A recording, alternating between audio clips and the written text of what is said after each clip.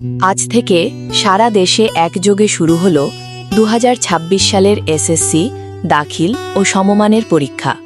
জীবনের গুরুত্বপূর্ণ এই মাইলফলক অর্জনে এবছর সারা দেশের মোট 22,27,113 জন পরীক্ষার্থী অংশগ্রহণ করছে। এবারের পরীক্ষার একটি বিশেষ দিক হল ছাত্রদের তুলনায় ছাত্রীদের সংখ্যা অনেক বেশি। এবছর 10,67,852 জন ছাত্রের বিপরীতে পরীক্ষায় বসছে 11,59,261 জন ছাত্রী। বিভাগভিত্তিক পরিসংখ্যানে লক্ষ্য করলে দেখা যায় মানবিক বিভাগ থেকে সর্বোচ্চ 12,70,822 জন শিক্ষার্থী অংশ নিচ্ছে। অন্যদিকে বিজ্ঞান বিভাগে 5,44,669 জন এবং ব্যবসায় শিক্ষা বিভাগে 4,11,622 জন পরীক্ষার্থী রয়েছে।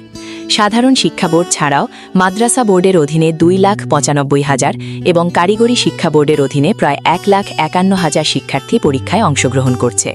পরীক্ষা সুষ্ঠু ও নকলমুক্ত পরিবেশে সম্পন্ন করতে শিক্ষা মন্ত্রণালয় ও প্রশাসন থেকে সর্বোচ্চ সতর্কতামূলক ব্যবস্থা গ্রহণ করা হয়েছে। সকল পরীক্ষার্থীর উজ্জ্বল ভবিষ্যৎ এবং সাফল্য কামনা করছি। সুস্থ ও সুন্দর পরিবেশে সম্পন্ন হোক 2026 সালের এই মহোৎসব। ধন্যবাদ।